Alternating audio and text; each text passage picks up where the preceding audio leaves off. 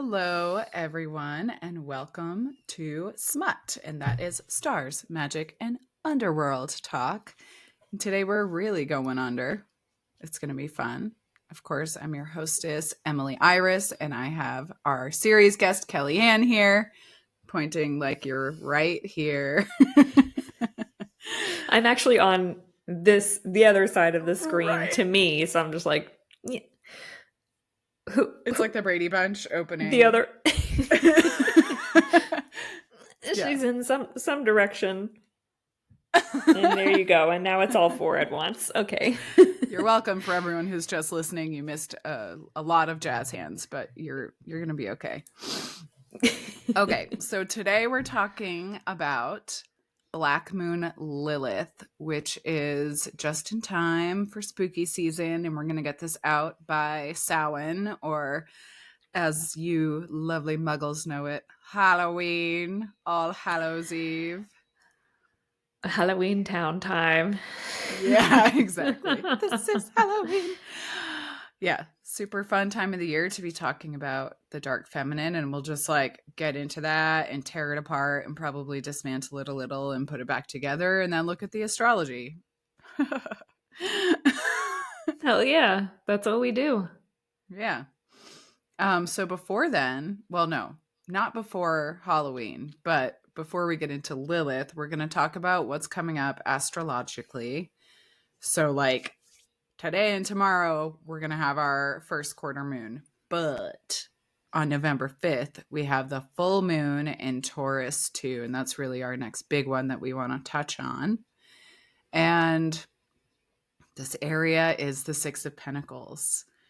So if you've seen the card before, Kellyanne and I both had like a visceral reaction to this one. And the Mood Tarot kind of says it all. Take it away, girl. We were like, oh, that prick. If you're listening and not watching, if you're watching, you'll be able to see the card here.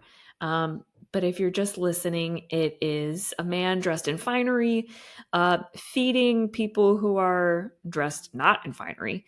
And he's not only feeding from one hand, but holding scales in another and surrounded by 6 coins, the 6 pentacles. And Mood Tarot does a great job with contextualizing because the little talk bubble that's coming out of the rich guy's mouth it's expired. So it's like, giving away things that not only do you not want anymore, but have actually decayed. And I think that speaks to some of the Taurian energies that I have felt in the past, where it's like, the energy of earth signs is very in touch with the material and in touch with the material world. And so there sometimes is a little bit of not like a necessarily a stinginess, but there's a bit of a stinginess there. And it's sort of possessiveness. There's like, I have my possessions and I have my stuff and my things, and they have helped me to cultivate this sense of self. And I really don't want to let things go until I'm like I'm like 2 years beyond the first thought of like, maybe I should let this go. Fuck. So it's like, not only is it like I'm releasing something that I don't actually need or want myself anymore, but it's also like there's this energy here of hierarchy of material possession. Like somebody has needs and you possess what they need just in the pocket of your desires. You have more than you actually need. And when that need spills over from full into excess, then it becomes desires. You don't actually need that much anymore. You just want it. Mm-hmm. So this is a good time to engage in questioning what has spilled over from things that I need into things that I want, and how can I really pay attention to the community effort to ground everybody else? Like, how can I communicate to others through my actions and acts of service? And even food as a love language, because that also comes up with Taurus energy. How can I communicate through my acts of service and acts of feeding um, that I love and I care for people in spite of my own feelings of lack or scarcity that I might sometimes experience? And this Yes. really couples with the Voyager Tarot's version of the Six of Pentacles, which reads as the Six of Worlds, the Synergy card. There are the swans here who are just squawking away and going crazy over all of the abundance that they're seeing in front of them. But the thing about this abundance is it's enclosed in this circle here within this world, this planet that is being shown on this card. So there is still this restrictiveness, this possessiveness.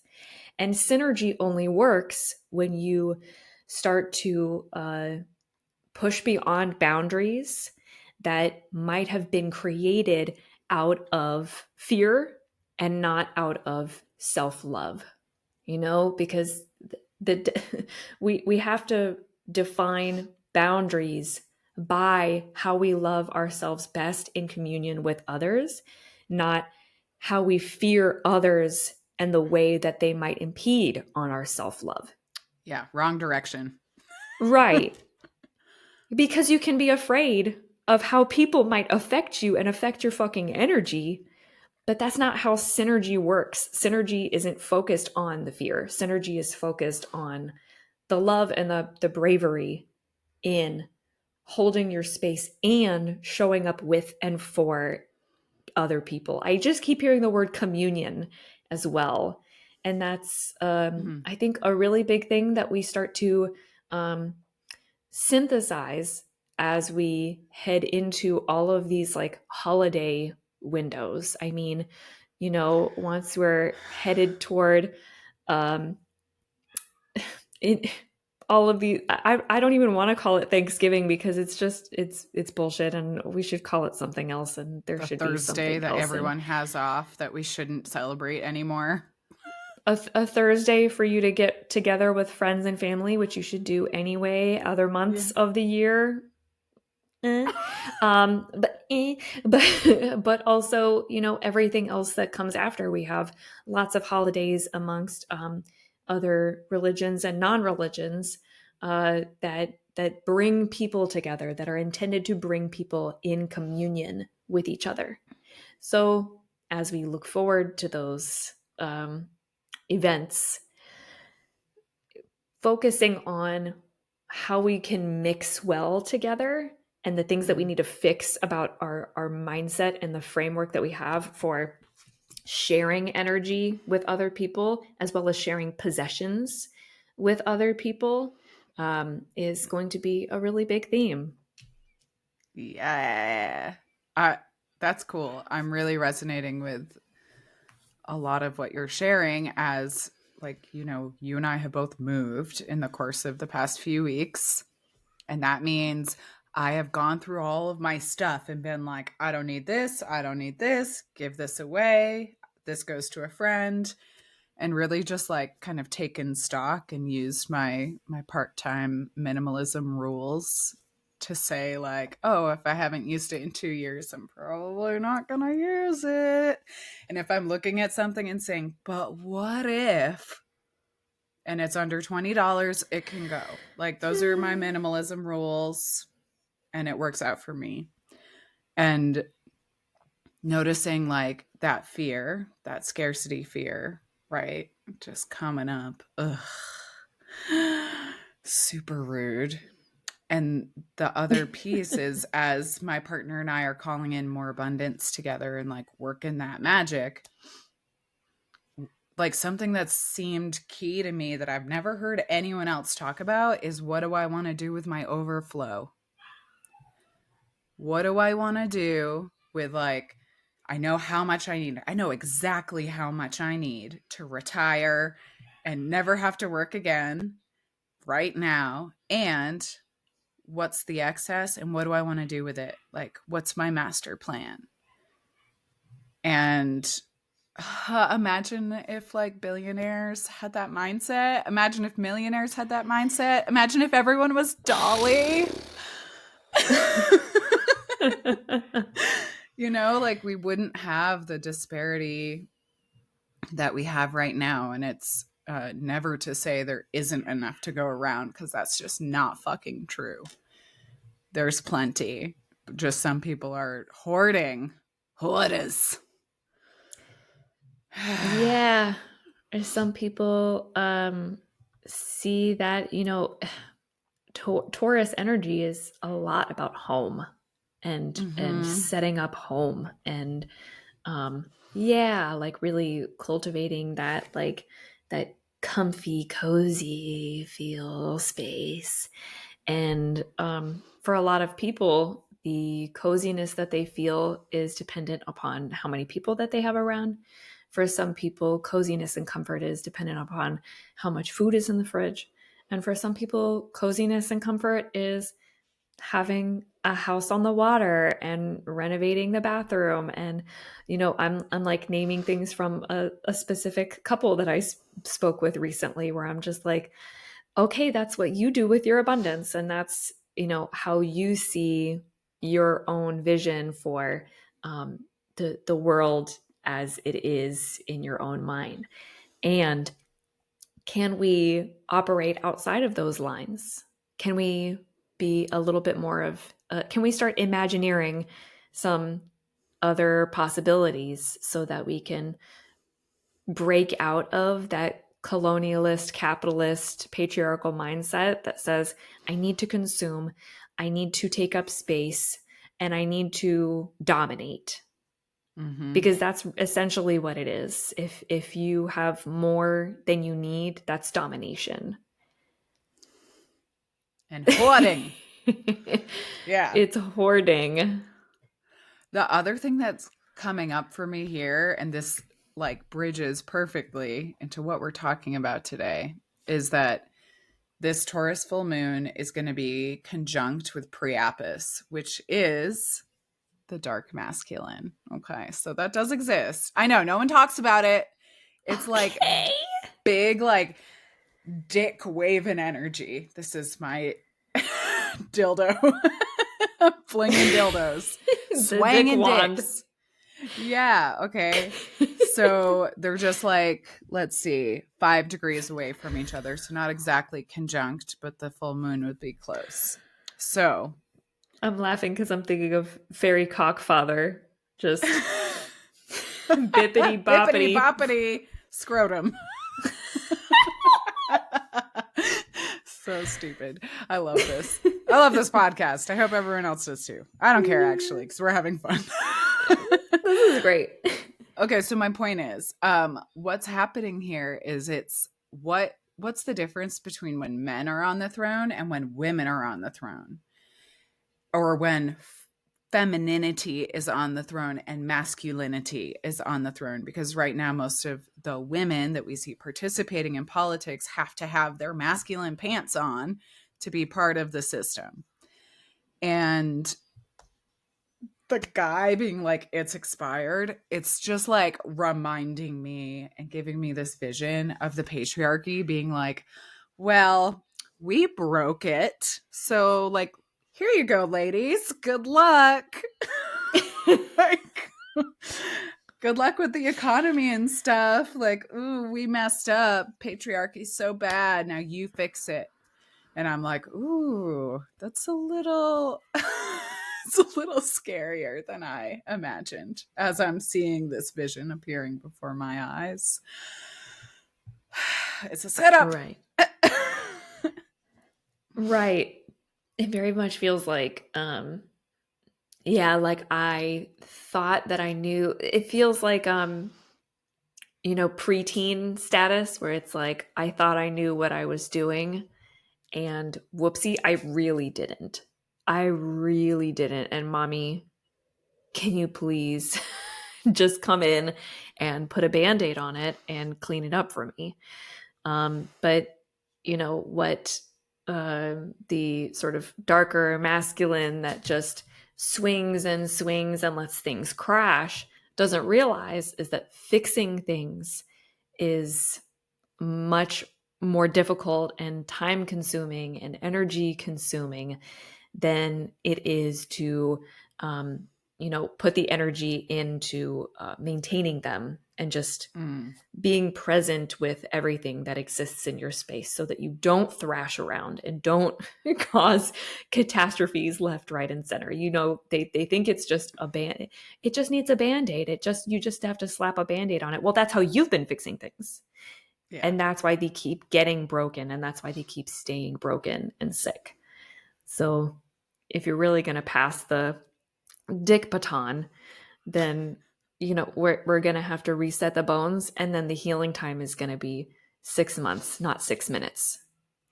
Right. Yeah. Oh my God.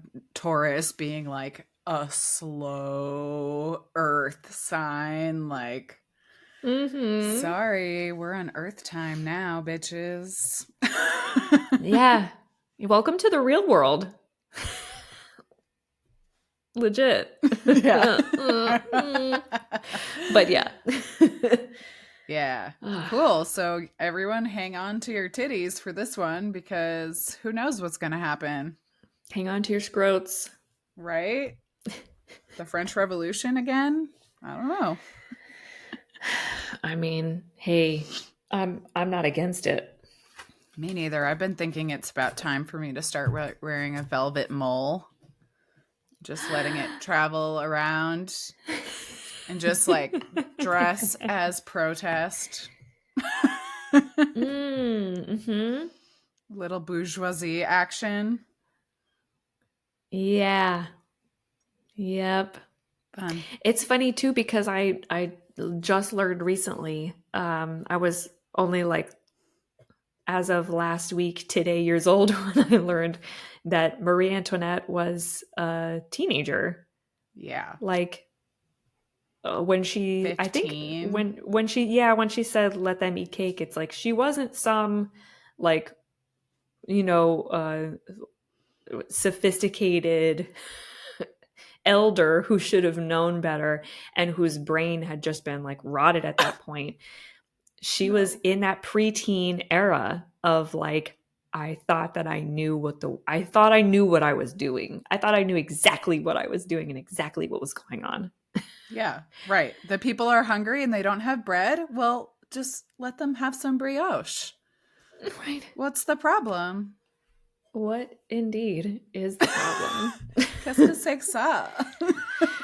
Right.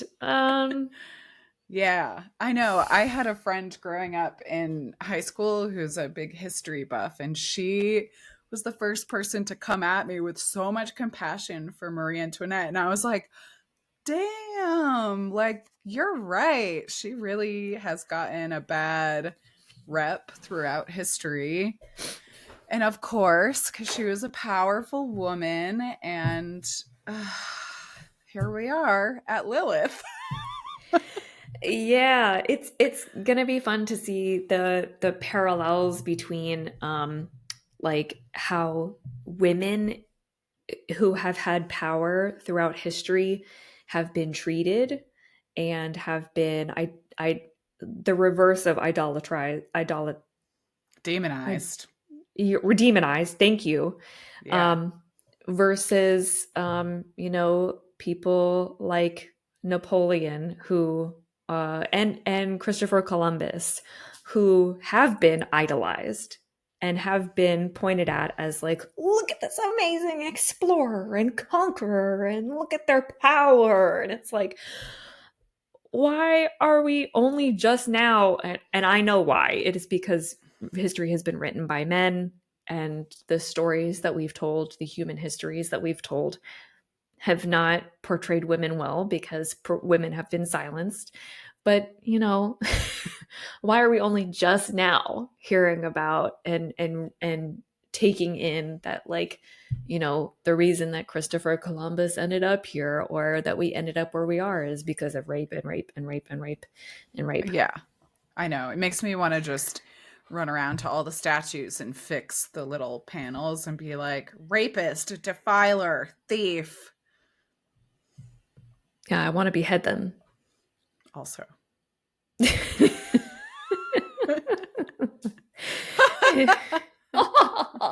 Yeah, it's one of those, like, I would really love to just do some kind of ceremony or ritual with other women, and like ride to get to nightly ride, like go and find all of the bullshittery around town and just go, not anymore. Oh my God. If I was really a bad girl, I would organize a global strike. Yeah. Oh my God. I love that. At midnight, all the witches ride and replace the statues with Lilith. Like, Yep. cool. Oh, and I'm realizing, to go back to our Taurus specifically, is which of our astrological signs represents the mother? Oh, that's Cancer, right? Mm-hmm. Not Taurus. Mm-hmm. Yeah. Okay. Taurus. I think the second degree of Taurus is like the screen idol or political. Yeah. It's not coming up for me right now, but there's definitely political energy there, which is also why my brain is like, oh, it's the patriarchy. Like, go Right. ahead. Take the White House. It's half torn down, anyways. There's possession and performance Mm-hmm. intertwined here. So yeah, Mm-hmm. that's real fun. Okay, great. Let's talk about our girl. Let's talk about our woman. Let's Lilith. All right. Let's Okay. Lilith. So Lilith is a super interesting character, and the mythology is hella mixed. And it's got to be because it's a woman and she's just been erased, and like she's a troublemaker. And basically, the theme of every story is she got kicked out of paradise, of Eden. So, we're working with what we got here, but I think as we come to the more current story, that's going to be the one y'all know. So, the very first story of Lilith was actually, this is like wild to me. It was in the Epic of Gilgamesh, and it's about Inanna. So, Inanna is growing a tree that's going to be her bed one day, which is totally a thing, and it is in the Odyssey as well. I was like, oh, okay. Oh. I've been on a Madeline Miller kick, which I highly recommend for anyone who likes queer mythology, fun reads. But anyways, Hot. right. So Lilith is, or I'm sorry, Inanna's growing this tree, and then it's infested with Enki, the snake, who is like really a symbol of bringing the knowledge of the gods to humanity. So interesting that she considers that infested. And Enki, who's like a winged creature, and Lilith doesn't really say what she is. Did you get that? No. No, I didn't go down the Inanna route, but I did get a lot of, like, Lilith originated in stories from Mesopotamia Yeah. kind of vibes, but I was mostly hearing about the Bible, Bin. Yeah, we'll get there. Okay, go ahead. Yeah.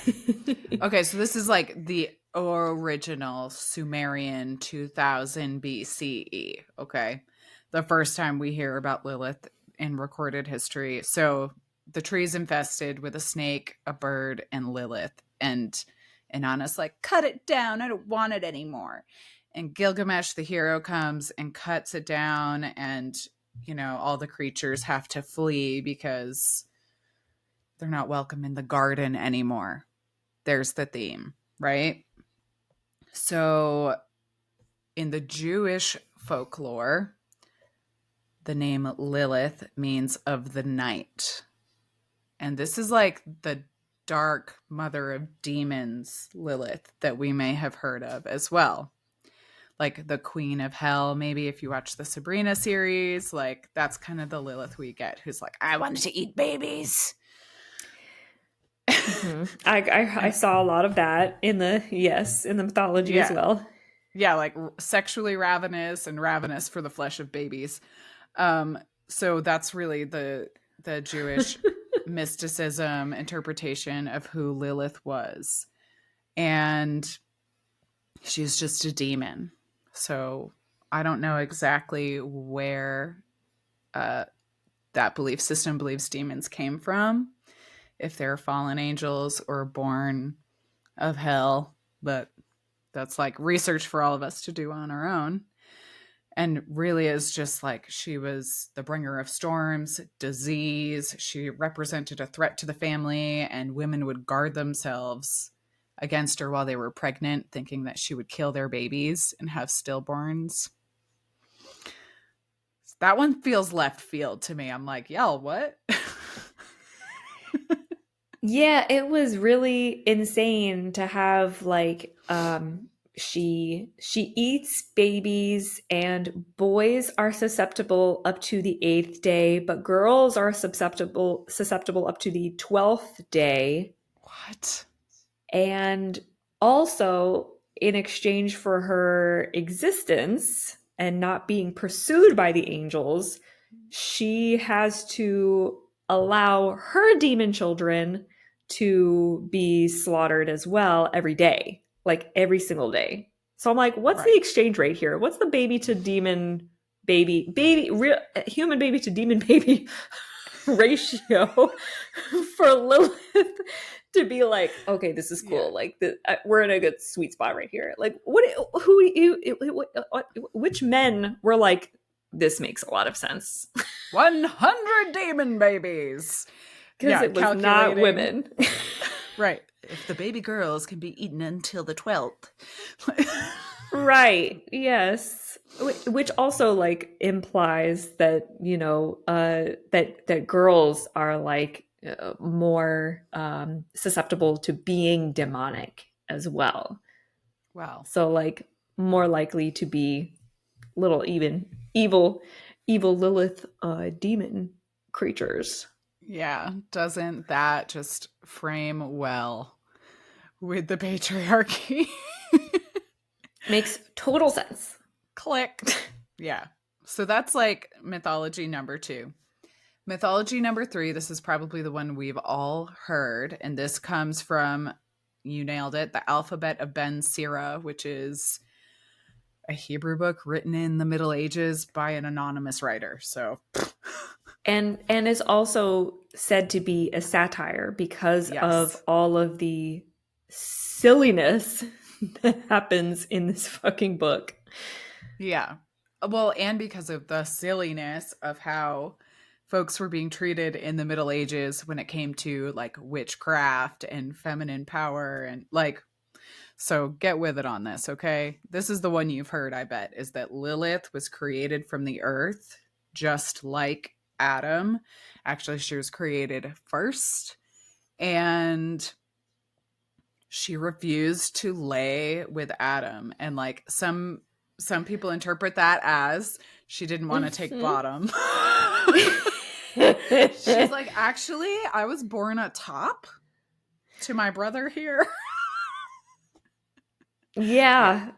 I don't wanna just be underneath you because we're equal. So like, why can't I top you sometimes, bro? Why can't I top you sometimes, bro? That's the quote we're taking from this whole podcast. So subtitle for this episode. And when Adam does not like respect her and see her as his equal, she's like, okay, I'm done here, and leaves Eden, which, by the way, is her Eden, choice. is a cage.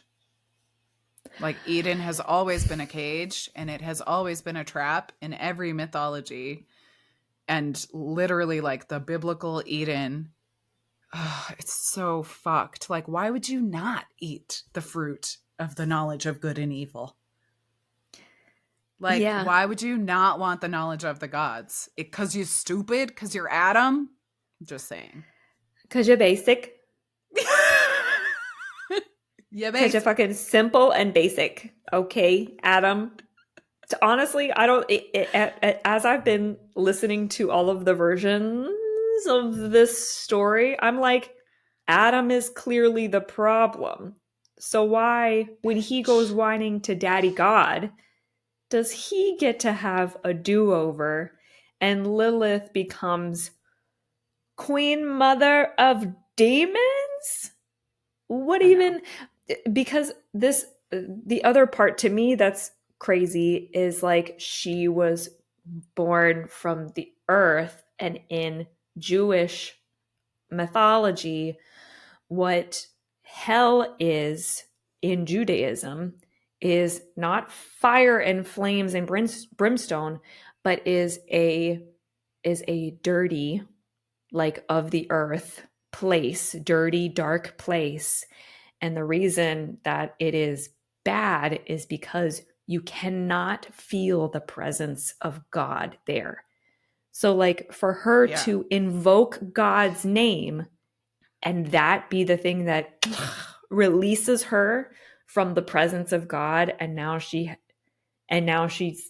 just taking like all of her earthenness and her uh, power with her, and demonized by all of the men who are like, you think you're allowed to just go and do your own thing?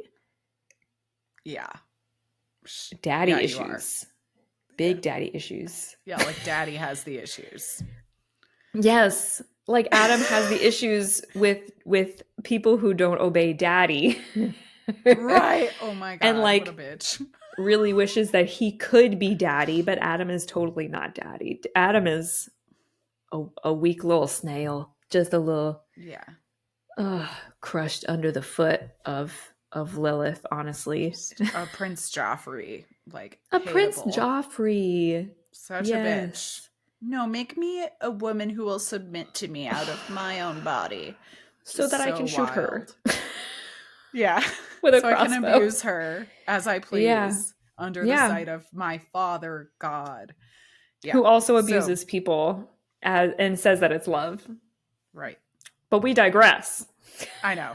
And now I'm like, oh, I have compassion for Adam because he didn't know. No, I fuck hate that. this. I hate this. Skip. Swipe.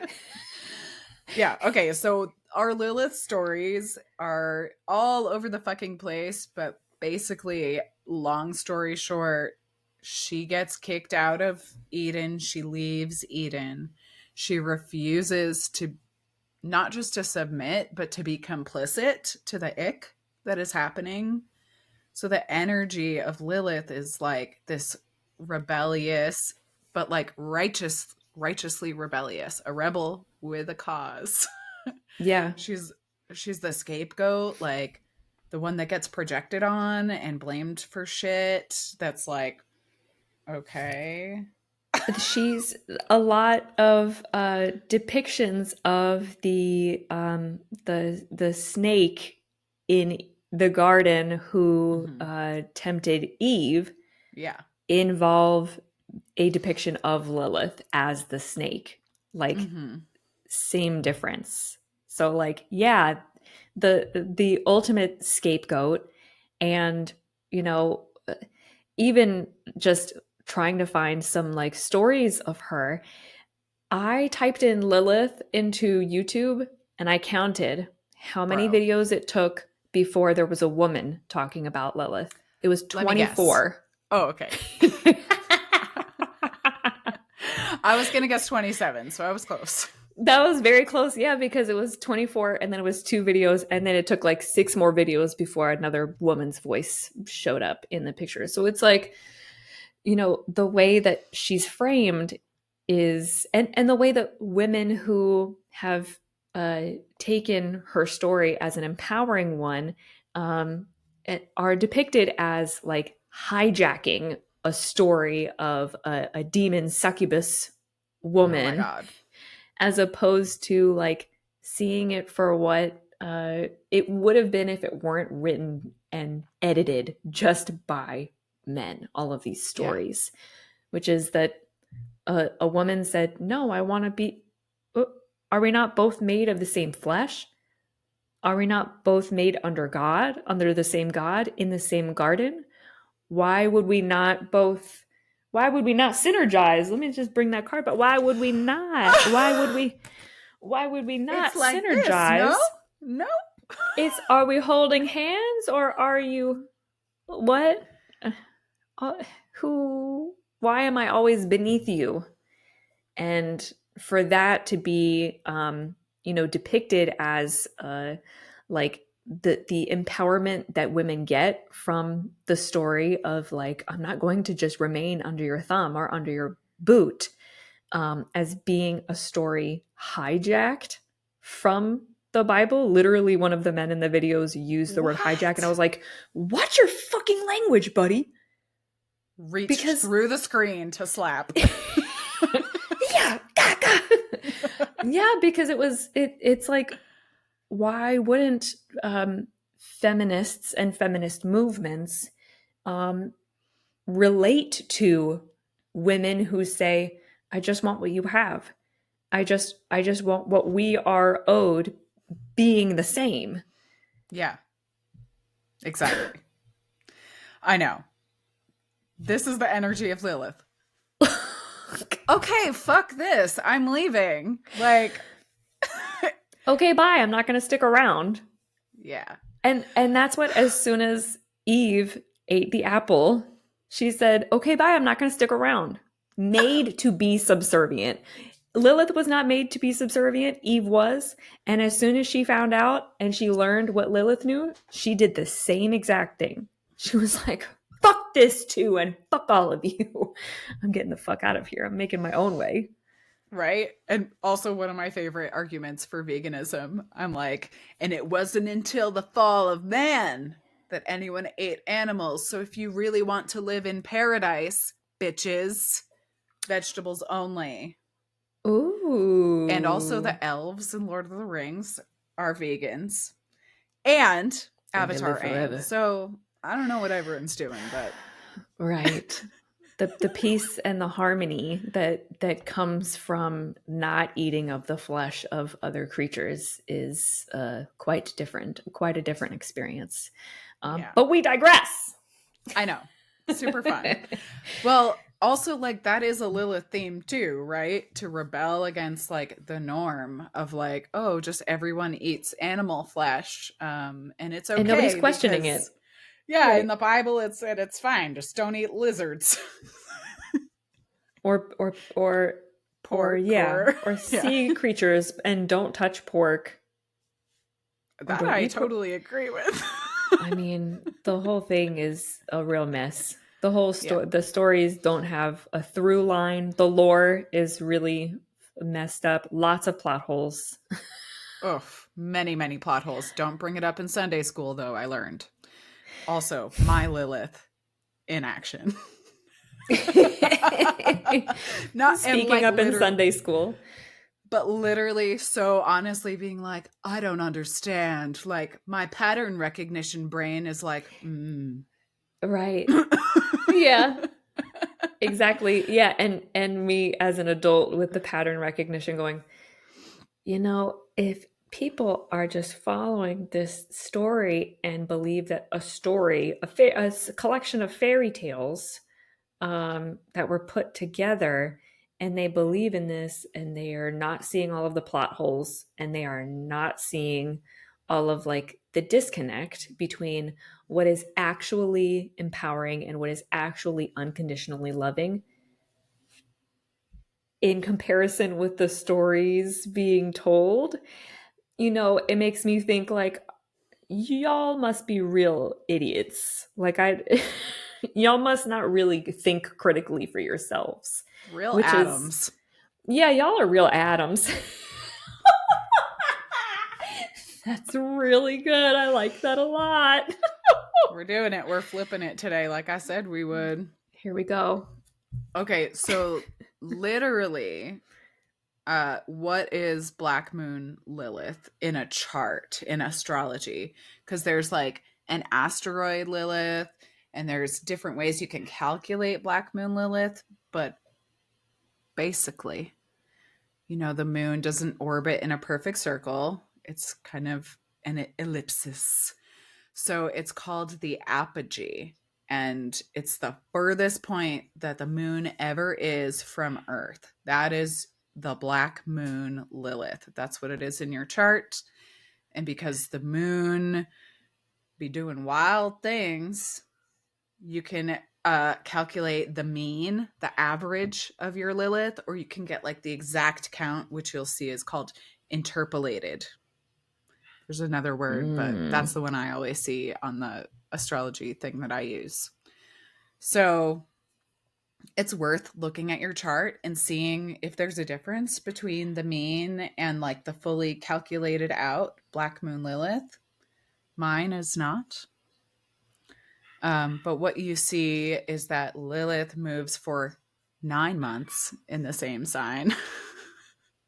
This is last time we were discussing Lilith. I was like, I don't understand how it works. So we're going through all of the signs 9 months at a time, right? So it'll take like under 12 years to get through all of them. That's the point that we look at when we're talking about our Black Moon Lilith. And yeah, questions, thoughts, concerns? I mean, to me, are we talking about the Black Moon Lilith version today, or are we talking about the asteroid, or both? Like, are we touching on?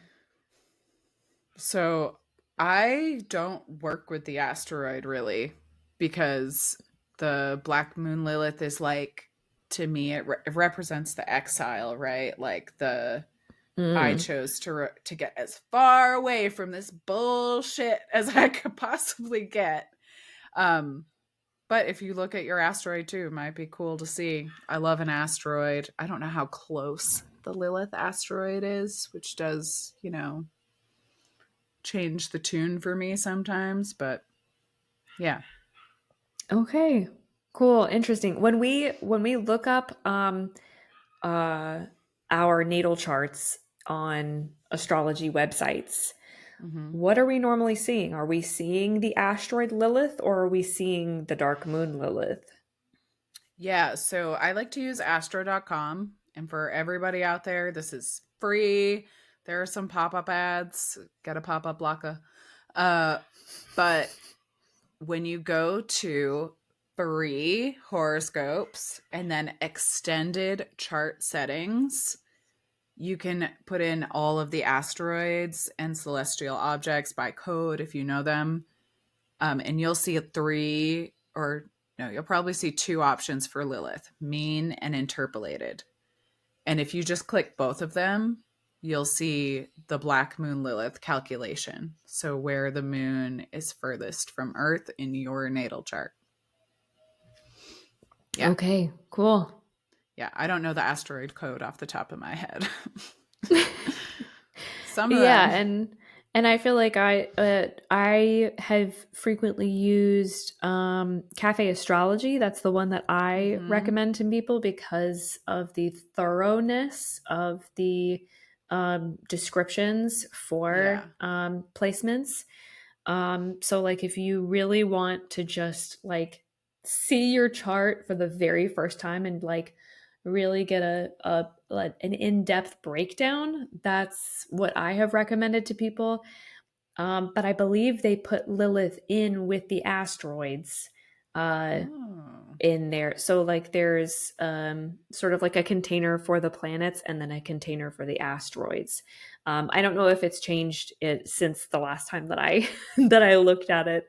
But yeah, I believe that would to me indicate that they're taking the asteroidal information. So yeah, if you want to take either or, those would probably be the top two recommendations there. Astro.com, you said? Mm-hmm. Yeah. Astro.com. The thing about Astro.com is it does not give you the like printout descriptions of what your placements in the houses mean. So if you do want to get into that, I agree. Cafe astrology is great, and like digest that shit slow because it's so much and it's a little It'll old fashioned. it'll read you for filth, and there's also, yeah, a little bit of like the flavor of patriarchy mixed in there, because you can Yeah. tell that there's like a lot of, when I did the divine chaos course a few years ago, I started to like think of cafe astrology a little differently, because Colin Bedell did his workshop on the non-binary nature of astrology, and it really just broke my brain and made me go, oh, everything that says that it's feminine or that it's masculine is not quite right. But absolutely, cafe astrology is still good, like if you can put on those glasses and Yeah, just yeah. really go through with a fine-tooth comb. Yeah. Yeah, that, and I mean it's more clear than the pattern, but the pattern will read you for filth as well. So I don't know. I I think know. that's like stage 5 in the astrology journey. Like you really gotta kind of get wade in deep to appreciate the pattern if you're gonna take it that far. Fuck around and find out, friends. Yeah. Right. And of course, Yeah. like my happy place is having my Trello board digital natal chart from Metaboss, and I do sell those through my affiliate links. But like this shit will haunt you. When you're like out of alignment, I'm like, oh my God, chooses partners with addictive, like hidden addictions. I'm like, fuck me. Where was that when I got married? Right. Yeah, that shit is good. Um, but yeah, Lilith. So like I think I want to talk about the dark feminine first. Let's do it. Cause Yeah. you already like touched on it a little bit at the beginning, and I was gonna say, when Emily said right at the beginning, dark masculine, because it does exist. Yeah, yeah. It's related to a conversation that we had outside of this through WhatsApp as we were discussing this episode, of where I was just like, and what is this with dark feminine? I never hear about dark masculine, like I hear about toxic masculine, but I don't hear about like dark masculine as in like the positive features of the more uh ugly sides, the positive ugly renderings. Yeah. Although I don't understand why the positive ugly rendering of femininity is Is empowerment. So power. let's get into it. Yeah, okay. So my feelings on dark feminine and light feminine is that like there's another division here. Like all of us are on a pole, like polarity of light feminine and dark feminine. But also, we can divide those into two. My fingers aren't really doing what I want them to. And there's toxic light feminine and toxic dark feminine. Okay. Mm. So, a lot of what I think we see in our culture as dark feminine empowerment is actually toxic dark feminine. Like some of the ways that our sexuality is exploited in the mainstream media, that is toxic dark feminine. But like the essence of dark feminine to me is just like this deep, dark power, dark as in the void, dark as in the womb that was the earth before it was created. Like just, yeah, womb space and creation and chaos and primordial stuff. And power and magnetism, like that to Yeah. me is the essence of dark feminine. And I think too of the dark feminine, light versus toxic. as the acceptance and reverence for what happens after the sun goes down, which, Hmm. you know, if it's the dark feminine, something that women have been feared for is our control over our own sexual desires, and therefore our ability to control others who cannot control themselves through the, you know, expression of those desires. So like the positive dark feminine is the acceptance of the healing ritual that is sex.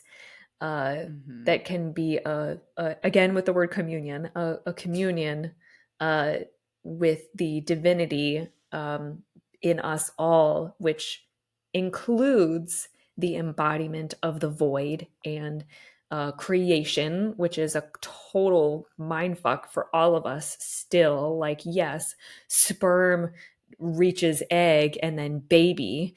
But there's something so much more magical than that we can feel when we are Mm-hmm. taking part in what happens after the sun goes down. I But, love that. you know, the toxic side is using that for using that and wielding that for power that is not shared and spread and dispersed, power that is hierarchical. Yeah. It feels like having just like kind of pure sexual magnetism and power, like when you're ovulating and walking down the street and just like, I'm walking on sunshine. And everyone's like, hey, girl, how are you? Let me buy your coffee. You're so beautiful. It's like, yay, it's out there. And then the dark, feminine, toxic, that's like, honestly, my stripper persona, big time. Iris Give me all Awful your is money. like, I'm gonna lure you in with my Right. sexual magnetism that is popping, and I'm The gonna take singing siren. all your money, and then you're gonna die. And then Bye. I'm going to eat your head off. Yeah, I'm Oh, going to yeah. spider that shit. Oop, that's our time. Yeah. And it's like, anything that's been relegated to the shadows of femininity, anything that's been disowned, it kind of lives in the dark feminine. And that's shifting all the time. It's just like the unknown, all of the mysteriousness and the intuition of women that people are like, how did you know he was lying? How did you fucking dreams and prophecies and witchcraft, like all of this is dark feminine, and of course we know that you can use that for good or for evil. Yeah, it goes both ways. And yeah, the again with the acceptance and reverence for both the light and the dark aspects when they are intended for and they impact people with the energy of healing and communion and the spreading of power. Yeah, yeah, right, like the merging, like true spiritual sex that's like opening a portal to goddess, like sure, we'll call it dark Right. It's because only it's dark because you mysterious. haven't opened the door and turned on the light. Bitches, yeah. And just like to touch too on the polarity of light feminine, like toxic light feminine is spiritual bypassing and love and lighting and like covering your eyes to suffering, right? It's Yeah. it's funny to me too that like this all comes from Inanna's story, because the real story of Inanna is that she was the queen of heaven who had to go down to the underworld and like was forced to die basically and like go through hell. I have chills. The story like gets me deep. And be there with her sister, whose name I cannot conjure at this moment. Sorry. And sorry, sister. And like was stripped down and ruined to be there in the pit with her. And then she ascended back to heaven. Like that's the experience of having a womb, being on a cycle, is just continuously like, I'm ovulating, I'm on top of the world, everything is great. I'm bleeding, I'm down in the dark, and I'm getting weird messages from the underworld. And now that's what And we're you back. hear. Yeah. Right. In a world that wants you to be ovulating all the time. Right. I'm walking on sunshine versus I'm walking in under moonlight. I'm Yeah. crawling under moonlight. I just am thinking of Hoobastank now. I've been crawling in the dark, Oh. looking for the answer. Emo kids, what's up? I feel like this is why this polarity and like having a cycle is why we hear more about dark feminine and light feminine. Like, it's been more mysterious to folks because, you know, we haven't been talking about it and haven't been advocated for and advocating for ourselves. And honestly, that's why toxic light energy is what people have been so attracted to, because there's this know-it-allness of like, Mm-hmm. I understand enlightenment completely, I'm a guru, come follow me. And it's moths to a flame because they're afraid of the unknown. They're afraid to say that a full answer and a full sentence is I don't know, which is perfectly acceptable. And we should actually revere people who say, I don't know the answer to that question. And here are thoughts and feelings and vibes. Like, Mm-hmm. let's swim in the unknown. Let us, just kind of bask in it and allow ourselves to go deeper into what we don't know, so we can start to feel each other out. Like, that is so much more interesting to me than having somebody who thinks that they have the answer for everything. Yeah. That's just weird. You're not God. You're not, you know? Yeah. Beware of the spiritual leader that knows everything. It's not good. I feel like I learned that in Philosophy 101. Like, the smartest people say, I don't know, I have a theory. Right. I'm not sure. And here are all the things that I have learned. Yeah. Yeah. And if we're like looking to at Jewish mysticism and the Tree of Life and Kabbalah, like, it is said that a woman's body is the tree of life. And the tree of life, as we know, goes from heaven to the material to hell.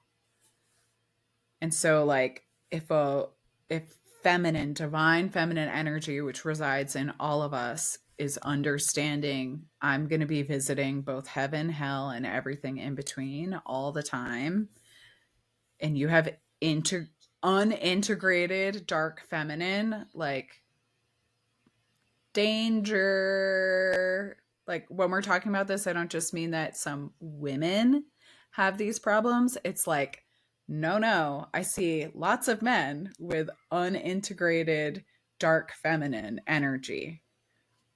Like, actually, I think that's what we're seeing right now, is a lot of men in disempowered light feminine energy.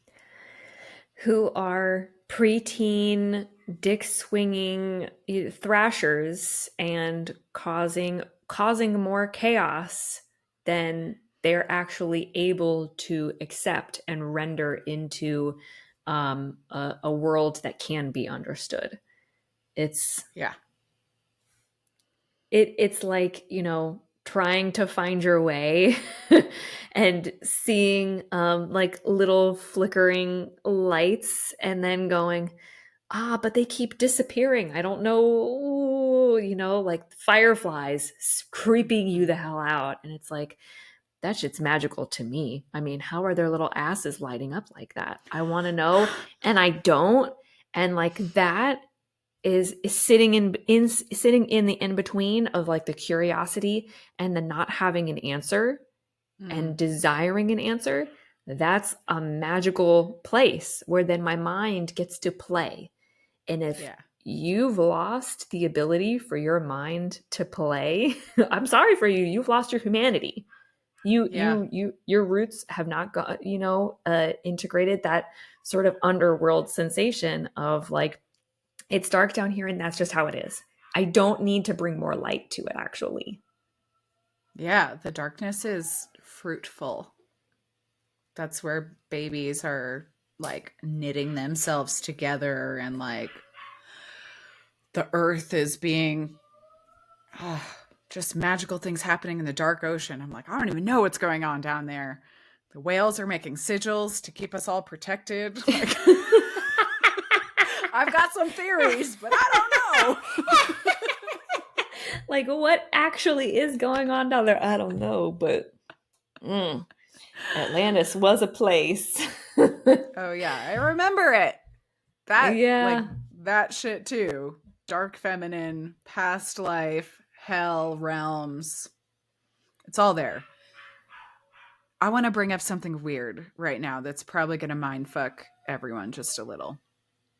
So, when we're talking about like yes.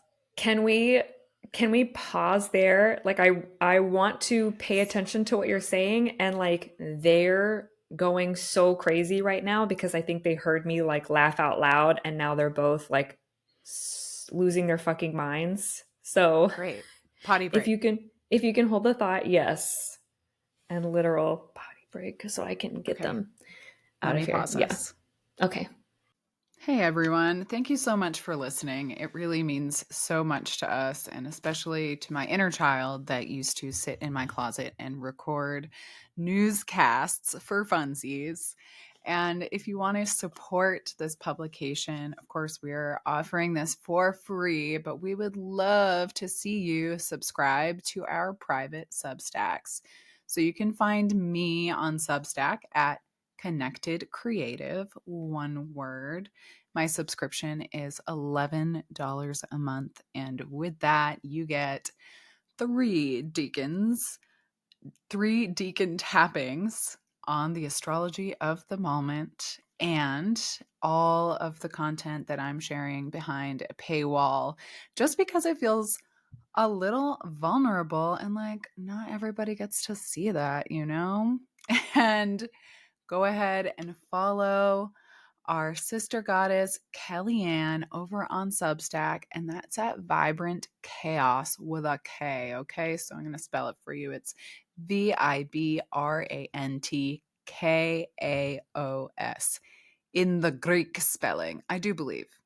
You'll have to check with our in house linguist, Kellyanne, on that. But again, thank you so much for being here and listening. Your time and attention is the most valuable thing you can offer. And if you care to support our work, to continue our astrological ramblings and discoveries and sharing just all of the knowledge that we've gathered, we would absolutely love to see you support us over on Substack. Thank you. And we're back. Okay, here's the rub. So, a lot of us are looking at the dark feminine as the parts of our feminine nature collectively that have been relegated to the shadows. Okay, right? So, like power, sexuality, magnetism,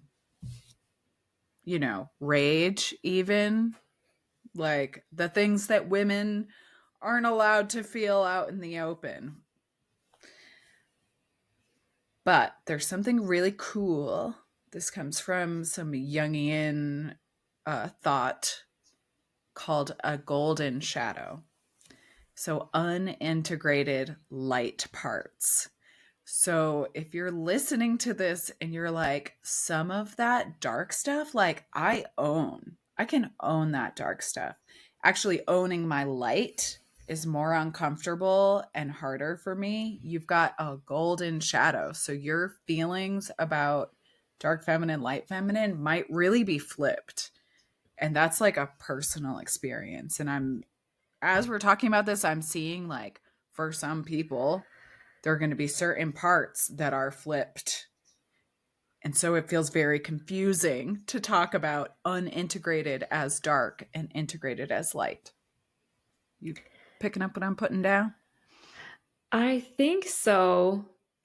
So it sounds like what you're saying is, regardless of which position we put a quality that we ascribe femininity to, um, if it is unintegrated, it is still in shadow. Yeah, exactly. So if it's integrated, then it is healthy, whether it feels light or it feels dark, whether it feels really seen and out in the open or really like closed doors behind the scenes. Like that's where the work needs to take place. So that's where it does take place. There's nothing wrong with it. There's nothing shameful about it. That's where it belongs, and integrated, fully healthy. But whether it is Yes. light or it is dark, it happens out in broad daylight or behind closed doors. If it is unintegrated, that is what we call a golden shadow. Uh, an unintegrated light is a golden shadow. Okay. Yeah. Okay. So, Interesting. like, example for Yeah. Yeah. Yeah. me, Yeah. Yeah. Yeah. yeah, Yeah. Yeah. it was super easy for me to claim all of my like toxic dark feminine and my light or my healthy dark feminine in Iris Awful. I was just like, oh, like I'm magnetic as fuck. And I was like understanding how my mindset and my energy was like bringing me money or repelling money.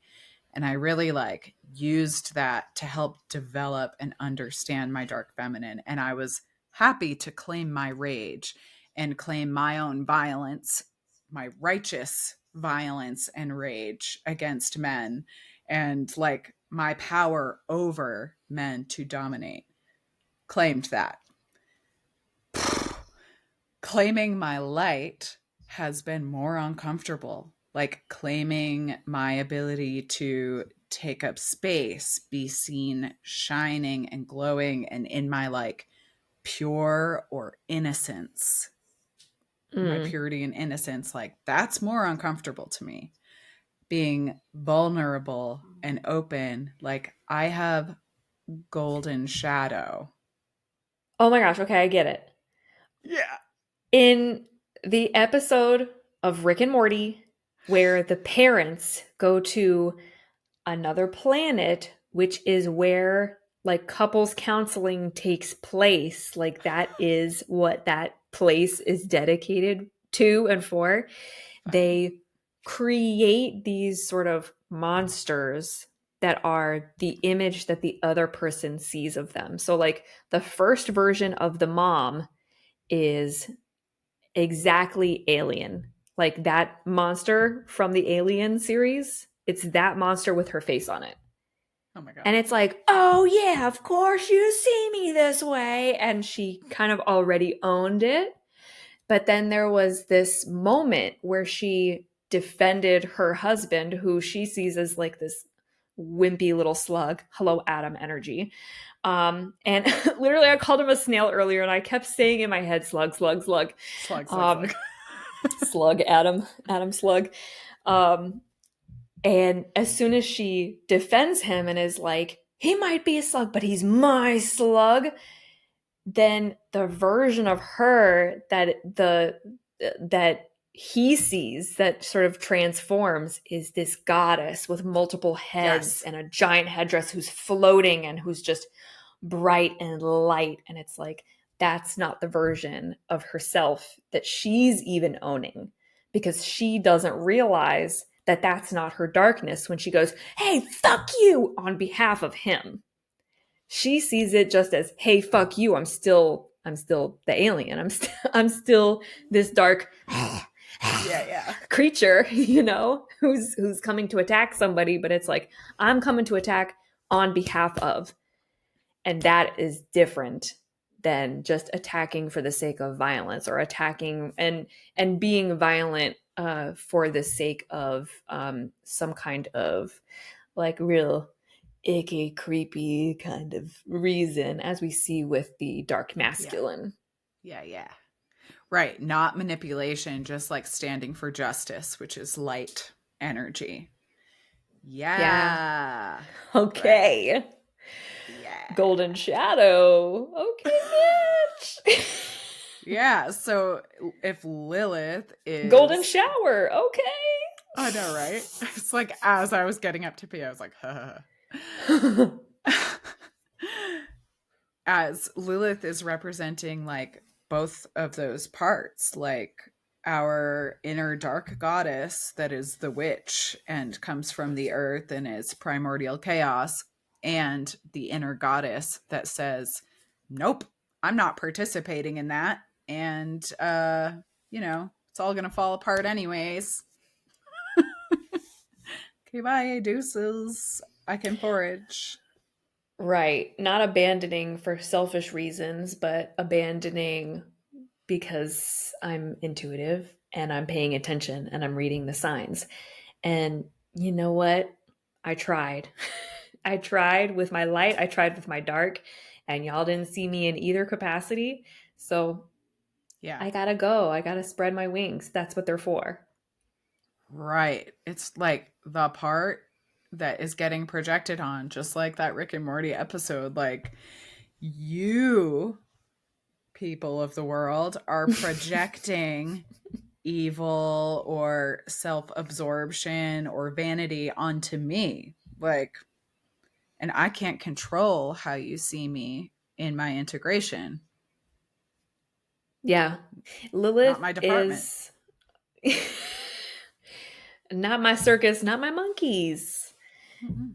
Yeah, so Lilith becomes that part of us that when we're at work or when we're having a really difficult conversation with a parent or a lover, um, becomes that part of ourselves who goes, I'm not a bad person for knowing what I need and holding that with love and with the power that is inherent in me that nobody else can bestow upon me, that has already been bestowed.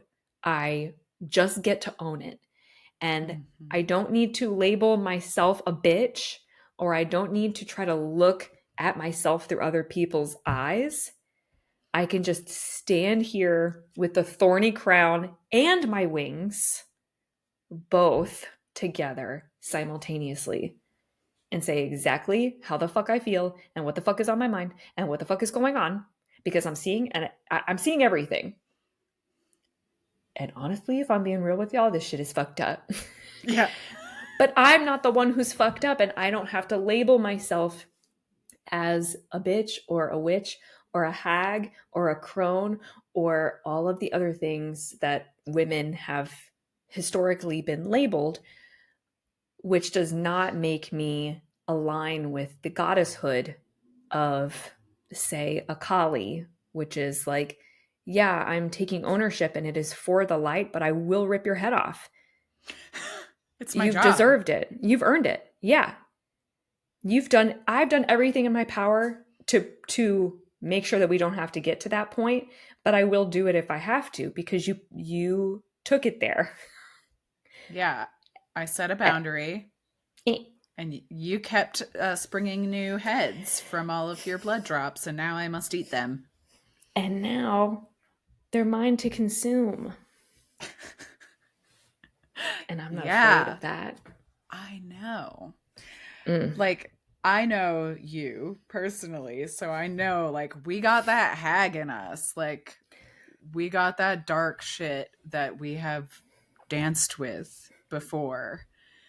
And it's no The stranger, but she can totally be scary sometimes. Like, I've seen her rear up on some men in my life, and I'm like, "Ooh, you kept that to yourself a little too long, didn't you, sister?" right.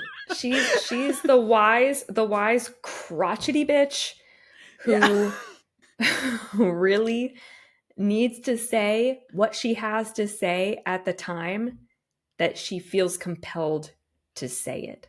Like we are women tend to be very withholding of ourselves because of the like conditioned, you know, silencing Yeah. that turns into self-silencing, but also like the other part that I love that connects me with like between oh hello that connects me between um Lilith and um like witchery and you know the hag and the crone, the archetype of the hag and the crone is that like there is some level of saying there is evil that's happening right in front of us. And Mm-hmm. it is not gossip to say what's going on and to spread the word and to tell everybody and to try to make sure everybody is aware so everybody has the best knowledge amongst all of us to make sure that we can all make decisions that are within the highest integrity for us all. And if that means that the evil that we're seeing needs its head lobbed off, that doesn't make me the evil one for saying so. That doesn't make me the Right. evil one for having pointed it out. But if you are going to demonize me for it, I will have to leave. And I'll have to leave you to your fucking devices. But I'll come back and eat your babies though.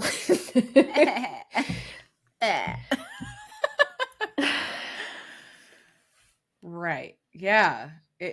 I think having my Lilith in Libra, I especially feel like the justice card really strong for my Lilith energy. It's also in my rising. It's in my first house. So the area of the courtesan, no shit. I'm like, done, check, did it. Right. Yeah, and that justice that like would cause me to hold a stiletto to someone's throat, like it's for a reason.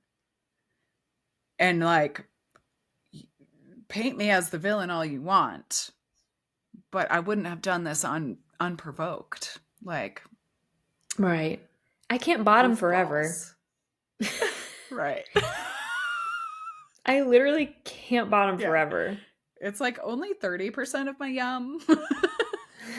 It's boring down there sometimes, Yeah. you know? Sometimes I gotta power bottom just so I can power through. Like I Right. Oh my god. not sorry. Truth. Yeah. Oh man, I had a question. Oh, okay, here's my question. So, as integrated bitches, witches, homies, lovers, how do you think people can start to access and embody and integrate their Lilith in their lives? Mm-hmm. Uh the very first thing that comes to mind is boundaries because absolutely the conditioning for people pleasing amongst people who were raised as girls and women, but also who were raised as boys, because there is a level of subservience that boys are expected to, um, bestow upon the heads of their family, which is Mm-hmm. the man of the house. You never hear the Adam and woman of the God. house, right? Adam the slug and God, Father God, um, horrible be thy name. But also, it's not just about boundaries, that we've kind of all been learning through the pop theraspeak um, in the past maybe 5 to 10 years, but Mm-hmm. also the sacred bond that you have with the mirroring this is from my own perspective. So, like, take it for what you will, because I've been really diving into um, this understanding of like, we are everything. And so, like, you might see yourself in a squirrel, or you might see yourself in a tree, or you might see yourself in another person. But do you see yourself in the heart of the earth? Do you see yourself as having like this inner core, which is so solid and impenetrable, which is the integrity of all the values that you hold, that is surrounded by the outer core, rage, violence, heat, just incredible power that then surges through all these fissures and needs to come out whenever the sort of like layers and layers of history that your cells and your nervous system has experienced throughout your life, which makes up your mantle and your crust and your little crusty crust. Crust. How do you embody each of those things? Does your crust exemplify and show other people when you show up in what you're dressed as, and how you appear, and the first thing you say, and the way that you hold yourself? Does that crust mirror your connection to the inner core that you have, in the outer core that protects it and that will erupt whenever it needs to? That's what I feel like Lilith, being of the earth, Yes. fucking knew. And I'm getting chills now. Absolutely knew with every fiber of her being that there is this integrity that she needs to hold, and that the sort of violent rage that she felt that needed to erupt at not being in communion with somebody who also felt that too. Like, Adam the Slug did not understand the heart of the earth and was not connected to the heart of the earth. And so and so it's like, for me, it's not just about boundaries. It's about where your integrity lies, that immovable rod, as well as what you are willing to do and say, and who you're willing to show up as to protect it. And not protect as in, like throw your, yeah, like throw yourself over a child who, is being beaten or something. But like, there is a national frequency, there is a Yes. global frequency, there is a local frequency for all of these things that, like, kind of like your immovable rod, that integrity, that inner core is a tuning fork. And it's like, every time that you interact with those things, like we were talking about, it's the spiritual bypassing of people who claim to be light workers and yet don't talk about Palestine, and don't actually piece and pull out the difference between Judaism and Zionism. That is what we need to be able to do as people who have Lilith's boundaries, who embody the boundariedness of Lilith, which is saying, I can see what is fucked up here, and I'm going to be honest about what is right, and I'm going to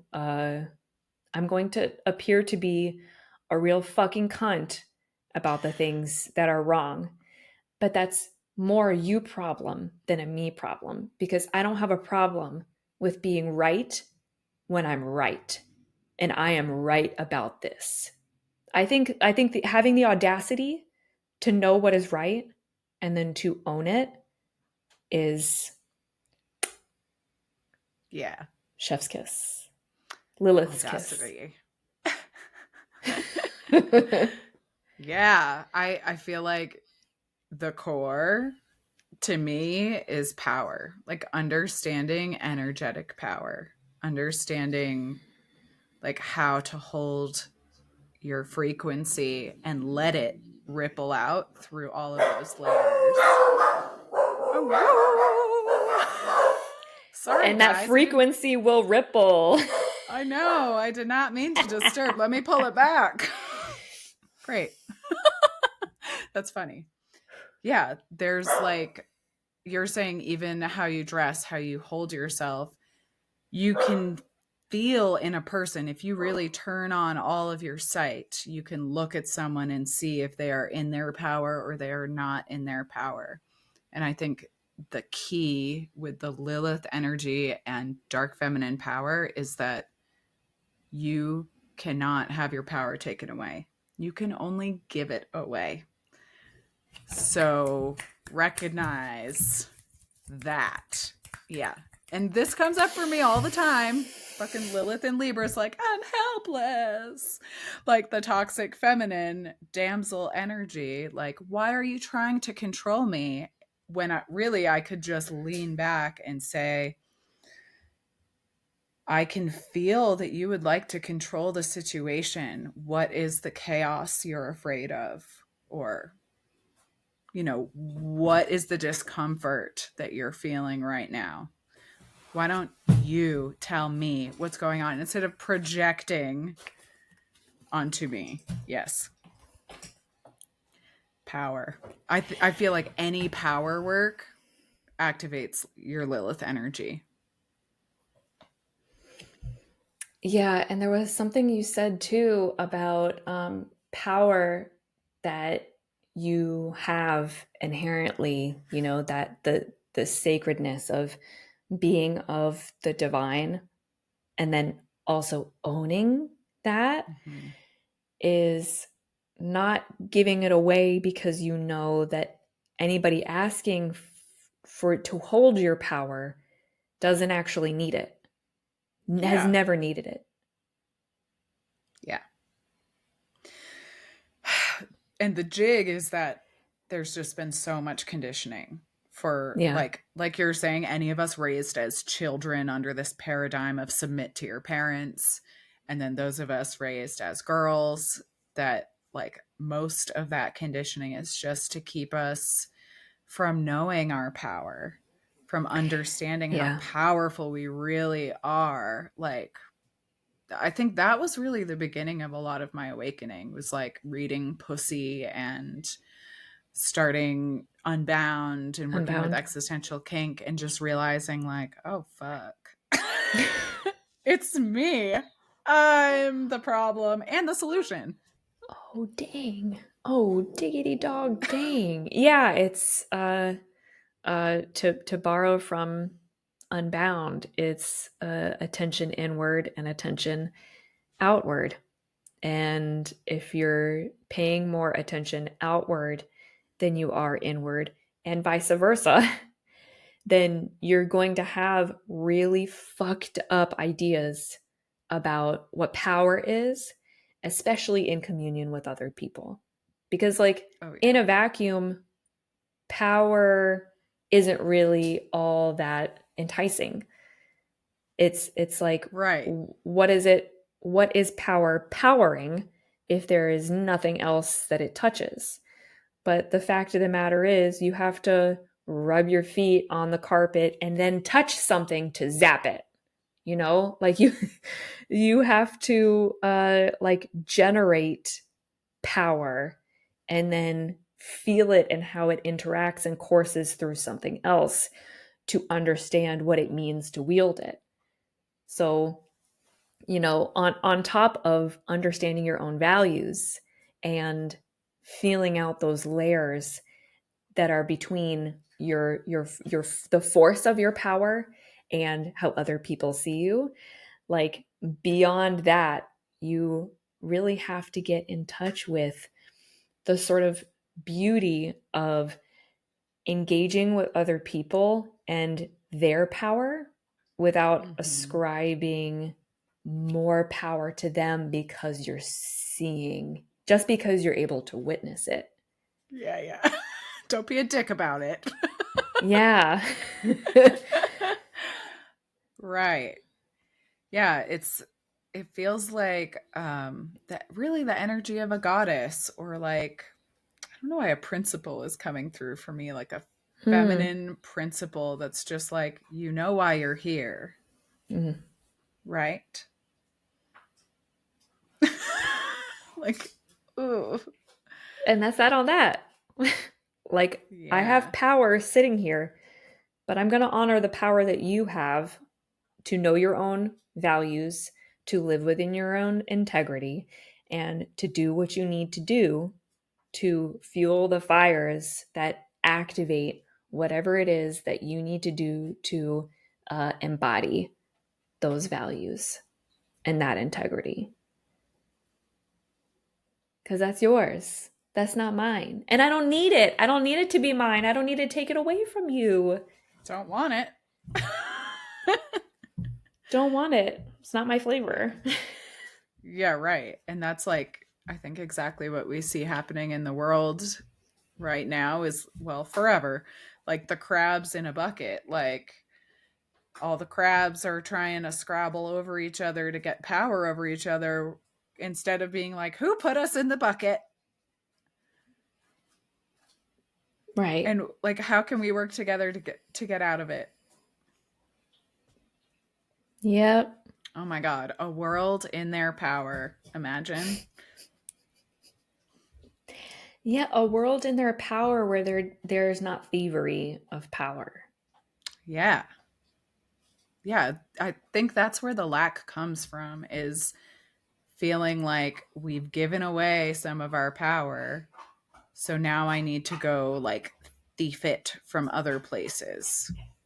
Or someone else has more power than me. So I need to like build my power with other stolen power. Like, Yeah. it's just not real. It's interesting to talk about, like, wouldn't it be nice if there was a world in which we all, owned our own power without needing to take it from each other, but then we also wouldn't have all of these archetypes, because then we wouldn't be different. We would all be the same little blobs of flesh walking Yeah. around doing the same thing, thinking the same thoughts. I said without thievery, and then I thought of, like, well, I have a friend who, of all of the Caroline Meese sacred contracts archetypes that I've been through, the thief is one that, we might ascribe negative qualities to. And yet what she does by being a thief is she helps to acknowledge and to highlight where value lives. And I think that's also the sort of like um, the Robin Hood effect, which Yes. is like when people know the value of their power, and then they quiet other people's power around them in order to amplify their own, or they slowly and quietly create rules and systems in which they can operate as legal thieves. That is a time in which to embody, I mean, Robin Hood is a Lilith too. Yes. Like, I have to make sure that everything that is taken is given back. But you can tell me that I'm evil all you want. I know what equality is, though. And I know that this isn't right. That I'm of the earth and you are of the earth and they are of the earth. And that means that you aren't owed shit, especially above what anybody else is owed. Yeah. Right. More entitlement just to be of Adam. the earth for Adam. some. Adam. Yes, slug. Fucking That's so Adam, funny. you fucking We slug. when I used to work in fine dining, there was this girl who would just be like, "Oh yeah, table 5, he's just a slug." Like, and it was just code for like a man who's just consuming and not doing anything and alone and just sitting there. A slug. Yep. I've seen a few of those. There was one the other day at the bar who hollered across the bar, like all the way across the bar. An old slug, a very old slug. Give him some salt, please. Somebody salt that Shrivelly. slug. Who hollered at the very beautiful server who was training me, who's just gorgeous. Like I couldn't keep my eyes off of her beautiful moles that she had, and her beautiful, beauty mark moles that she had, and her beautiful lips and her beautiful everything. And I'm like being respectful about it. I'm not in her face about it, I'm just following her around, like honored to be beside a goddess. But he's like, when you have a chance, when you get time, get over here. Come over here and see me. And it's like, fucking slug. Fucking Yeah. Adam the slug over here. Just trying to say, hey, you belong to me. Your time and your energy and your attention and your beauty belongs to me. You're a Right. bottom. You're a girl, so you're a bottom. Yeah, exactly. Yeah, that's the Lilith in all of us just encourages us to break all of the stereotypes, all the good girl conditioning, the subservience, the politeness. Like, politeness is whiteness, politeness is colonialism, and just another way to. And okay, this came up for me last night. Financial literacy. Like the ways that women have been kept from literacy for a long time, of course. We know this. But we're still a little bit on the outside of financial literacy. Like, if we want to learn about that stuff, we got to go out and seek it and learn it. Like, our fathers, most of us, did not sit us down and they're like, this is how compounding interest works. Like, and even especially, yeah, especially if you don't come from generational wealth. Nobody told you shit. right. Yeah, like I don't know shit about shit, and when I talk with my parents about it now, it's like all I hear is 401k, and we worked hard for everything we have. I just asked my dad the other day, how much did you pay for the 2.5 acre lot with 4 bedrooms and a massive, massive open floor plan? He was like, it was like 167,000. And I was like, everything in the area that I just moved from was $300,000 per bedroom, right? In like not in the ghetto that I was living in, but like real edging on the ghetto, like Yeah. Yeah. super next door to the ghetto, and things were in the millions that people were trying to sell them for. So like, yeah, sure, you worked hard, whatever, slug, but if you but if you didn't pass down any of the helpful information that you had to get you there and what the hard work actually looked like, then you're not actually helping your kids. And also the girls who became women who have to be on their own, and now we're in a state where we don't have to latch on to men in order to make it in the world.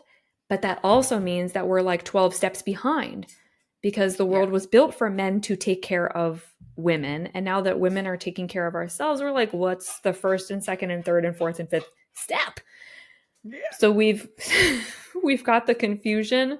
We've got like that sort of mystery that we have to accept in order to wade through what it means to take up the same amount of space as men have for many years. And also, we have to use our intuition, and we have to point out, as Lilith did, the reality that we're seeing in front of us. That Yeah. there are some men who are trying to teach people about money and wealth that are actually unsafe to learn from. And some of Oh the my God. women who are out here are also unsafe to learn from. Yeah. I'm just going to come out right now and say that Dave Ramsey is a tool of the devil. And I've known that from the very beginning when I first saw his shit in my churches and people were cutting up their credit cards. He teaches one thing and he does another. I'll add a resource here of a woman of color that you can follow who will teach you how to do triple compounding interest with your investments in your business. So, Okay, I'm definitely going to be clicking the link on that because I don't know exactly what that means, but that sounds really good. yeah. It's okay. We said we were going to talk about is it 4Bs or 3Bs? It's 4. 4. Yeah. We're talking about how we can take our power back. Well, how we can just remember that we have all of our power. And the 4B movement, right, which is so cute. Sir. It sounds like a little horse. Sir, you're doing a whole lot in here. Oh. Cute? Mm. Oh, okay. Mm-hmm. Will you intro us to 4Bs? Because I learned this from you. So the 4B movement, oh gosh, I don't want to get this wrong, whether it originated in Korea or Japan. It is Korea. It is Korea. Okay, mm-hmm. Thank you. Originated because the word no in Korean sounds a lot like B. So 4 B's, the 4 no's, are no relationships with men, no sex with men, no marriage with men, no having children for men. Yes. So those are the ways that women have been taking back control over the narrative of what we're good for, and also making sure that we're creating community with each other first.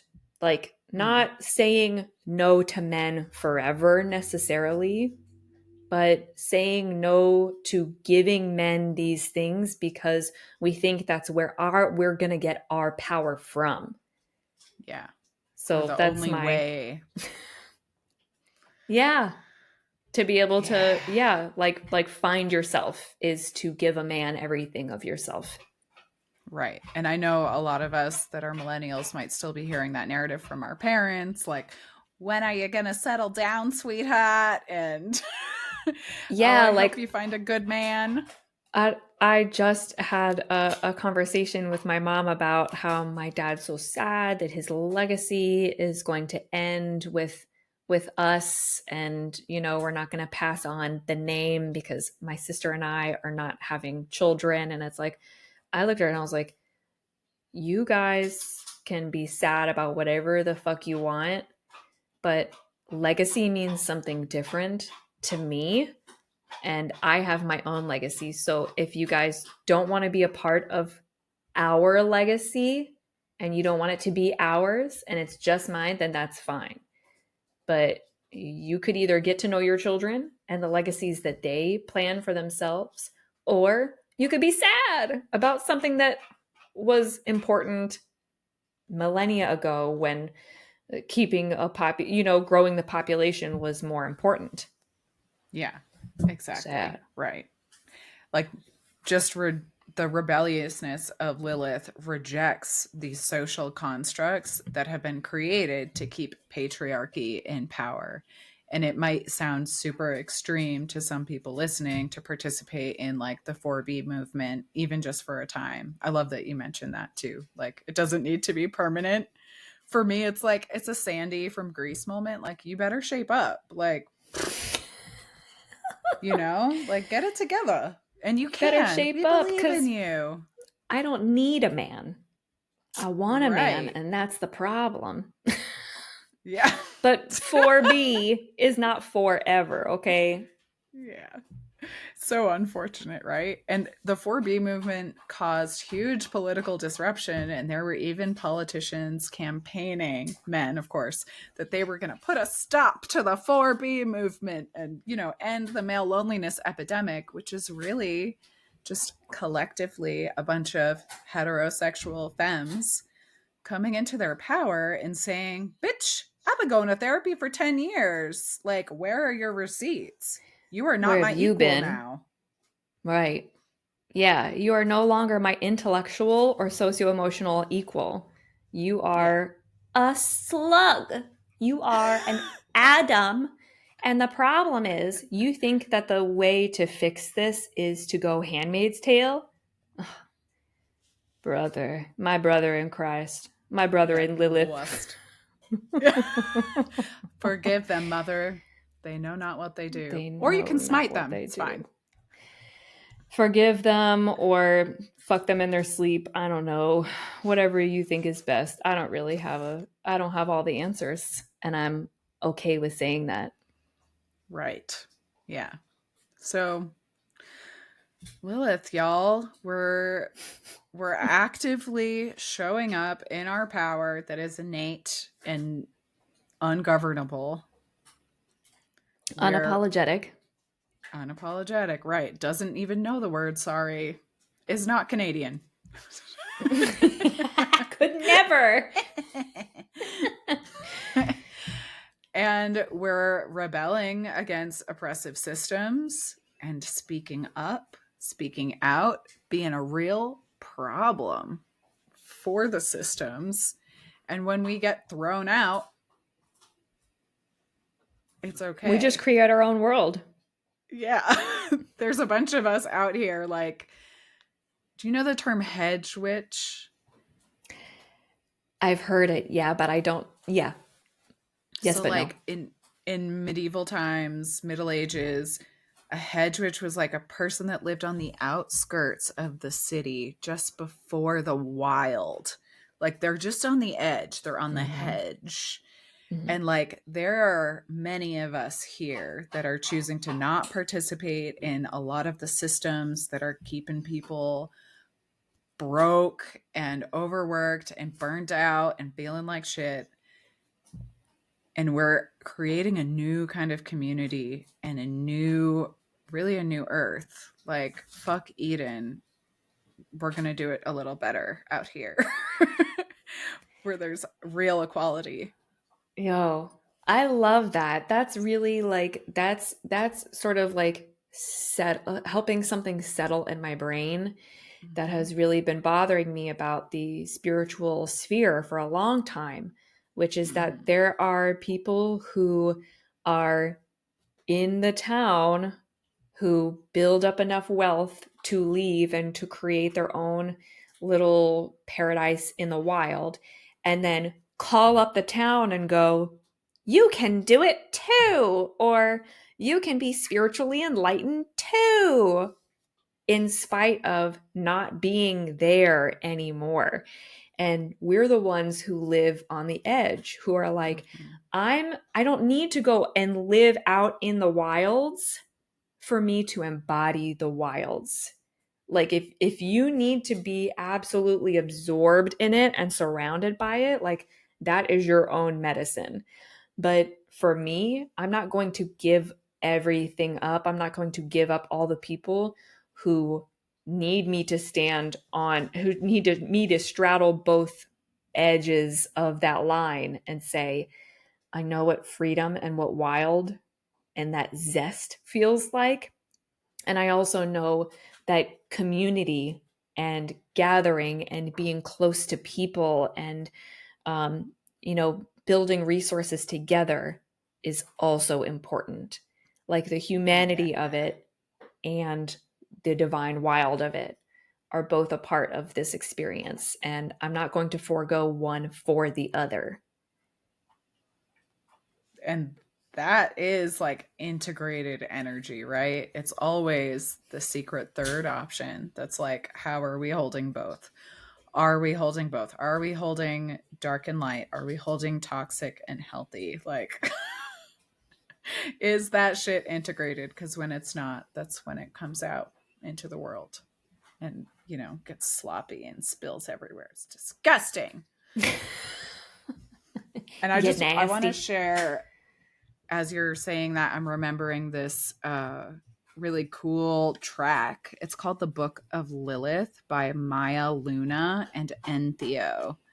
And I'll share this in the Ooh. comments. And it's kind of this artist's own spoken word rendition of the mythology of Lilith. And I'm remembering this imagery she shares about Lilith kind of like prowling the edge of Mhm. Eden and just like, you know, still being right there, like beyond the veil and seeing what's going on, not abandoning Earth, like staying in it while Right. also knowing I've been cast out or I've chosen to cast myself out. Right. I deserve paradise even if I choose not to be completely of it. Yeah. Yeah. Final thoughts on Lilith? She's real misunderstood. And Yeah. I think that's a huge part of uh like a pattern that I've experienced throughout my entire life. And I don't know if this is like an ADHD autism, like high functioning ADHD autistic woman experience that a lot of people have. Oh, that's a lot. But like that is something that I feel like I resonate with when I talk with people about, you know, having this sensitivity and having this rage and having this like compulsion for doing things right, not doing things the right way, you know, by the Mm-hmm. book, but doing things right, to With make things integrity. right, to be true to the thing. Yes, which is Mm. what integrity is, being true to the thing. And I feel like the misunderstanding is on other people now at this point. Now that I'm integrated, I still have moments where I am like worried about what other people think of me and where, you know, I feel really exposed and naked. And I think in learning about Lilith for this episode, I've really come to admire the quality of letting other people tell their stories about you. Like I got this sense as I was seeing all of these male told versions of the story pass through, you know, on the YouTube you know, feed when I searched for Lilith, and got this sense when I said to myself, of course, it's a bunch of men telling her story. So, of course, you know, we don't really know her. Like, we don't truly know what Lilith is or was. And, you know, only in relationship with her can we find out. But I really experienced that sort of that sensation of her like laughing. Yeah. Just like not even in like a malevolent or callous way, but just in the most mirthful, oh, somebody understands me kind of way, where it's like you understand being misunderstood. You understand now that, like, you know, everything that's been said about me is only 20% true. So, like, get to know Lilith on your own is what I would say. Yes. Like, you know, within and without the context of astrology. Get to know Lilith on your own. If there's any part of empowerment that resonates with you, which I would imagine for any person who has grown up a girl or a woman, a femme in this world, you probably are here going, yeah, this bitch is onto something. So get to know her, because 80% of her story is behind a dark veil, and you're not Mm-hmm. going to get the full 80%, but you are going to, if you reach that tendril out, get to start to feel your way into what her story is. And I get the sense that Lilith likes to teach through experience and likes to show rather than tell. So I absolutely feel like if you, invite that experience, you're going to be able to see yourself in a different light, and that is so fucking worth it. Oh yeah. I had a moment in the first part of our podcast where I was like, oh, I wonder if Kellyanne has channeled Lilith. And then I was like, oh, Kellyanne is channeling Lilith right now. I thought I was sweating before. I feel like that made me. There was like a sweat just burst from me. This must be the molten It must be that molten, outer core.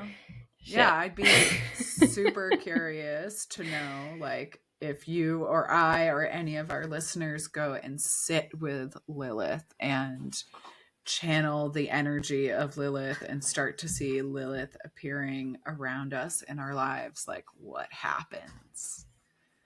And this is such a fun time of year to be doing it in this like equal parts light and dark, thin veil, super magical, full of like witchy traditions. Like, I think one of the ways I'm going to be embodying Lilith this year is, seeing some family and just really saying, I need you to know that I do not celebrate Thanksgiving. I think it's really against all of my integrity.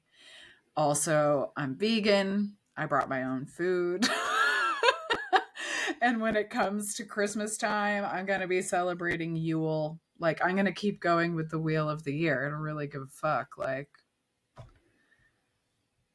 just breaking the system any way that you can, blowing people's minds, getting out into the market and the wild and blowing people's minds with the truth of what's really going on. Yeah, I'm hearing a lot of people's loneliness crop up at the thought of all of that, and the story of Lilith sounds very lonely, other than for her hundreds of thousands of demon spawn. And the sort of loneliness epidemic that men are experiencing does not compare to the chosen loneliness, the chosen silence and stillness and spaciousness that we get to choose, because nothing is better than living in a lie and living in the framework of somebody else's poorly told, sluggish story. Ugh. Yeah. So many plot holes. Yeah. I know. And there's a willingness to be the villain in this too. Like, when you decide that you're not going to participate in certain traditions or show up to certain gatherings or even be in contact with a certain family member, like, they're going to see you as whatever they want to see you as. And I don't need to control that. Could I mind control them? I suspect I could, but it's not where I want to put my power. Yeah, those are their stories to tell. And, people who are a little on the narcissistic side like to tell their story first and to get it out before everyone else. But in truth, it's the people who seek you out to hear your story that help you to reveal who is really here for you. And, you and I, because of herpes, because of the gift of herpes, have found that out, that it's so much the revelation of who the real ones are and who are going to be here for you, who are going to like stand next to you as you're fighting against like the stigma of other people's poorly told stories and lies, and the mythology of dirtiness that comes with being honest and open and brave and connected. that is worth so much more than living amongst all the liars, living amongst all the people who are more willing to bet on what has been than to bet on what could be if we were really, really, truly telling the truth. That's all, guys. Lilith, that's it. It'll just change your whole life to understand her, work with her, channel her, sweat her through you. That's funny. I'm like smelling so bad today. I'm like, damn, girl, you are clearing something. The stink is real. Yeah. So I hope you all enjoyed Lilith, and this comes just in time for spooky season, and you got time until the full moon to really digest all of this. And then as the full moon disseminates, that's dark feminine time. So see how Lilith shows up for you. Yeah, we'll see. Just fantastic. Yeah, exactly. I'm excited to hear from people about like how they've connected with all. What are you doing? You're being crazy. All right, everybody. We love you so much. Go forth. Be powerful. You already are. Love y'all.